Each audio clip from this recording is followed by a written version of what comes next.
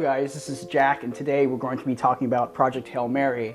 I haven't done a movie video full-length review in a long time. I've been going through a lot of stuff lately, especially with school. So yeah, just a lot of stuff is happening. But I think now is a perfect time to talk about this movie because we're just hot off of the Oscars. We already know what happened last week with all that, and now we're just gunning it with the next film that we're trying to figure out as far as who is going to be a Best Picture player. And now with Project Hail Mary, a lot of people are praising it and giving it very high accolades as far as Letterboxd and Metacritic and other places, and I'm probably the only person who's trying to figure this out while also trying to really pin down what I really liked about this film and what I really didn't like about this film. But with this video, I'm going to talk about the film, its Oscar chances, and then we'll kind of formulate our own thoughts from there. But let's kind of get started with the review for this film. Starting from the beginning, you have Ryan Gosling, who is playing a science teacher who's thrust into a situation where he has to save the Earth from the sun, which is dying.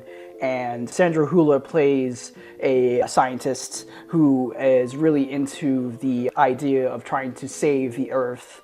And together, Ryan Gosling's character and Sandra Hüller's character are both working together to figure out how to save the Earth. And in the beginning, the film is structured unstructuredly, where it's immediately you're in the moment where Ryan Gosling's character, Grace, is in the ship. He wakes up, he doesn't understand or know what happened before he got into the ship. And you're trying to figure out what happened. And then it flashes back to his time when he was a science teacher and he was teaching kids about science. And eventually, Sandra Hüller's character shows up at the middle school and tries to convince Ryan Gosling's character to join the NASA program that is trying to save the Earth from its demise. And in the beginning, Ryan Gosling's character is kind of just I don't know what to do. I'm just gonna, try to help you guys out, but I'm not gonna, go up in space. Eventually that happens, and it's in a way where you figure out why Sandra Hüller's character got Ryan Gosling's character to really, get on the ship to save the Earth. But that is completely later on in the film, again, as it's unstructured.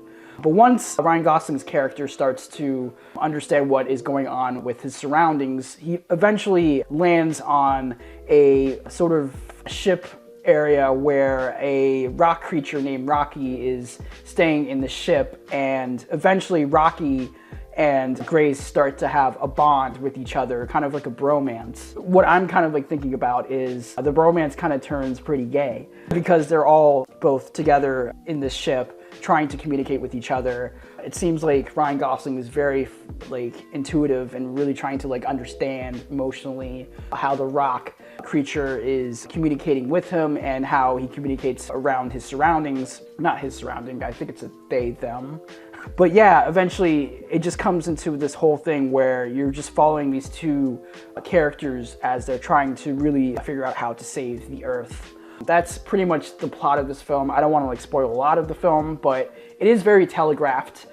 You do have moments where you know where it's going to go, but you get really swept up in the emotions and feelings of these characters, especially Ryan Gosling's character, who Ryan Gosling and his performance in this film is just, it's fantastic. I think he's one of those actors who really understands how to balance comedy and dramatics. And you see a lot of that balance in this film. There's a lot of subtle moments where he does tearfully cry, but it's very heroic and poetic. And once those scenes happen, you really feel for the character motivations and what is going on with the whole entire arc of this character. But yeah, I really liked Ryan Gosling's performance. You could say that his performance is kind of just okay, we've seen this type of performance before. He's given more complex character performances like Drive, First Man, and some other films that I could mention Half Nelson. But here, I think he really does a full committed performance. And I would say the same thing with like Sandra Hüller, who is playing like a dry German scientist. She has like a really like dry delivery and like sense of pride with her work. But then eventually there's a moment where you see Sandra Hüller's character sing Harry Styles' song, A Sign of the Times, which actually kind of like relates to the overall theme of the movie, where a lot of these people are dreaming to fix a problem that might be threatening to the entire existence of the Earth and humans. But it's just the sign of the times. It's just exactly how it's supposed to be.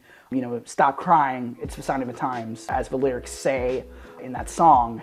And Sandra Hüller sings a song in this like pivotal karaoke scene, and you really understand like the layers of the song. The character of like Sandra Hüller is playing, and even when it does like play off with her leaving the karaoke scene with, okay, that's enough, I'm done, you understand what she's going through throughout this entire journey. But yeah, man, like I just really dug this film, and I think Lord and Miller, their dad sense of humor, their millennial sense of humor, it really like creeps into this film. And it's one of those things where I understand it could be schmaltzy, it could be very sentimental, too sweet for some people, but for me, like I was completely wrapped up in the dramatics, the comedic moments, and just like the overall like sweet vibes of this film. And I think that's why I rate it a little bit higher than a lot of people, because this is one of these types of films that really needs to be seen, you know, on the big screen. Usually like around this time in like early, you know, January, February, March, we see a lot of like bullshit, a lot of like studio dumps, and usually it starts to pick up once around this time. And I think now, since it's with this film, Project Hail Mary, I can finally like formulate in my own mind that movies are fucking back, baby. We're so fucking back. And I'm just so happy to see this type of film be screened to thousands of theaters, because we really need them. We really need films that are like very sentimental, but not like too schmaltzy to a point where it can turn off, you know, your mind too much. But I think here for me, like it worked. It definitely worked. And going into like the Oscar prospects, as I rate this film a 4.5 out of 5. Go see it, you know, check it out, see it in IMAX. The IMAX experience is spectacular. It does kind of remind me a little bit of Interstellar, with like the space scenes and like the dramatics and like the action sequences, but it also does kind of feel like a family film.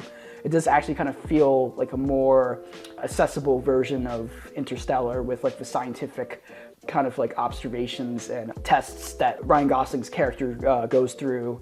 But even then, I really liked this film. And just going deeper into like the Oscar prospects, like I can see it. I can definitely see it. It's one of those things where I completely like understand right now that it's like too early to call whether or not this film is going to be part of like the Best Picture 10 next year. But honestly, like stranger things can happen. We said the same thing with like Sinners last year, where we were just like, yeah, it's fucking great. Like it's one of the best films of the year, but is it going to go farther into the Oscar talk when it comes to, you know, the fall season? And I think Project Hail Mary can definitely, you know, stick the landing, stick like a Hail Mary with just this film going further into the Oscar conversation. I think this is Amazon's like biggest push right now. I know they have a Luca Guadagnino film coming out later in the year, Artificial, which I'm dying to see, but I don't know if it will hit with a lot of audiences, and I don't actually know if it will be another big contender, as I was pretty burnt out by Luca's last film, After the Hunt, as far as like the awards conversation goes. But I think with Amazon fully committing the campaign for this film, the marketing campaign for this film, I think it could go all the way with Best Picture. Visual effects, definitely, sound editing, and just maybe Ryan Gosling for Best Actor. I'm not sure, but I think he gives a really great performance here. Again, it is very schmaltzy, it is very sentimental and sweet, but it attached to me, it really got to me. And maybe we'll talk a little bit later when we get like a little bit closer to some kind of like formulated mindsets with the Best Picture 10. But I think I'll probably make, you know, early Oscar prediction for Best Picture pretty soon. But for now, this movie was great. I really enjoyed it. I had a blast. Go see it in theaters. That's basically it. I don't really need to say too much about this film. I hope you guys enjoyed this video. Like, subscribe, share, do whatever you can to share the word. I will be doing more movie reviews, and yeah, thank you guys. Peace out.